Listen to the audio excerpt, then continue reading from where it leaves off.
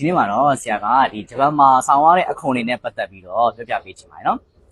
ဆရာတို့ဒီမှာပေါ့နော်ဂျပန်မှာဆိုလို့ရှိရင်အခွန်က6မျိုးလောက်ဆောင်ရတယ်နော်ပထမတစ်ခုကတော့ဆရာတို့ဒီကျန်းမာရေးအခွန်ပေါ့နော်ကျန်းမာရေးအခွန်ရှိမယ်ပြီးလို့ရှိရင်နောက်တစ်ခုက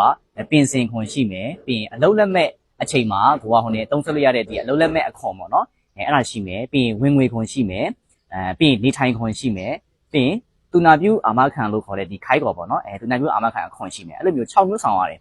အဲ့မှာဆိုတော့ဒီနောက်ဆုံးနှစ်ခုဖြစ်တဲ့ပေါ့နော်ဒီသူနာပြုအာမခံခွန်ရဲ့ပြီးတော့နေထိုင်ခွန်ရဲ့ကကျတော့ဂျပန်ရောက်ချင်းမှာတော့ဆောင်းမှာတော့မဟုတ်သေးဘူးနော်နေထိုင်ခွန်ဆိုလို့ရှိရင်ကွာကျတော့ဒီဂျပန်ရောက်ပြီးလို့တစ်နှစ်ပြည့်တဲ့အခါကျတော့မှဒုတိယနှစ်ကနေစပြီးတော့စဆောင်ရတာပေါ့နော်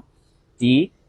သူနာပြုအာမခံခွန်ဆိုလို့ရှိရင်လည်းကျတော့အနေနဲ့ကျတော့ဆောင်းမှာမဟုတ်သေးဘူးသူကကျတော့အသက်40ကျော်40ပြည့်ပြီဆိုတော့မှစဆောင်ရတာဖြစ်တဲ့ကြောင့်မလို့ဒီအပေါ်က4ခုပေါ့နော်ဒီအပေါ်4ခုတော့ဆောင်ရလိမ့်မယ်ဒီအောက်က2ခုကတော့ဆောင်ကြမလို့သေးဘူးနော်အဲ့တော့ဒီပထမဆုံးတစ်ခုဖြစ်တဲ့ဒီ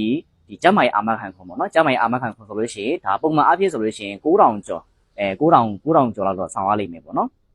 ပြီးလို့ရှိရင်ဒီပင်စင်ခွန်ဆိုလို့ရှိရင်တော့သူက18000 19000 2000နီးပါးအဲ့ဝင်းကျင်လောက်တော့ကျွန်တော်တို့ဒီအနေနဲ့ဆောင်ရတယ်ပေါ့နော်ပြီးသွားလို့ရှိရင်ကျွန်တော်တို့ဗာလဲဆိုတော့အလုံးလက်မဲ့ခွန်ဆိုတာကကျတော့ကျွန်တော်ဒီတခုသိသမားတွေဆိုလို့ရှိရင်ကွာကျွန်တော်တစ်နှစ်ပြည့်သွားတဲ့ခါကျရင်အလုပ်ပြောင်းချင်တဲ့သူတွေရှိတယ်ဂျားထဲမှာဟိုကအလုပ်မရှိတဲ့အချိန်မှာပေါ့နော်တခြားအလုပ်ကိုပြောင်းရှာရတဲ့အချိန်မှာကိုကဂျားထဲမှာအလုပ်လက်မဲ့ဖြစ်နေတဲ့အချိန်ပေါ့နော်အဲ့မှာသုံးဆတဲ့ဒီစရိတ်ပေါ့နော်အဲ့ကြောင့်မလို့ကျွန်တော်တို့ကဒီအလုပ်လက်မဲ့အခွန်ဆိုပြီးတော့ဒီဆောင်ရတာမျိုးရှိတယ်ပေါ့နော်သူဆိုလို့ရှိရင်ကျတော့သူကအလုပ်ပြောင်းတဲ့အချိန်မှာသုံးဆလို့ရတာပေါ့နော်အဲ့ဒါကကျတော့သူကနဲတယ်ပေါ့နော်1000ကျော်လောက်ပဲဆောင်ရလိမ့်မယ်ပေါ့နော်ပြီးလို့ရှိရင်နောက်တစ်ခုဖြစ်တဲ့ဒီဝင်ငွေခွန်ပေါ့ဝင်ငွေခွန်မှာတော့ကျွန်တော်တို့ကနည်းနည်းတော့အပြောင်းလေးတွေရှိတယ်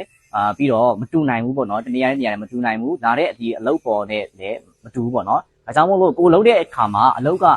ကိုယ့်ရဲ့ဝင်ငွေကပေါ့နော်ဒီလထဲမှာဒီလောက်ရှိတယ်နောက်လာကြလို့ရှိရင်လည်းနည်းနည်းပြောင်းသွားတယ်ကိုကအချိန်မူတွေစဉ်းတာများလို့ဝင်ငွေများတယ်ဆိုလို့ရှိရင်လည်းအဲ့များတဲ့ပေါ်လိုက်ပြီးတော့ကျွန်တော်အခွန်ဆောင်ရတာမျိုးတွေရှိတယ်ပေါ့နော်ဝင်ငွေခွန်ဆိုတော့ကိုယ့်ရဲ့ဝင်ငွေပေါ်လိုက်ပြီးတော့ဆောင်ရလိမ့်မယ်ပေါ့နော်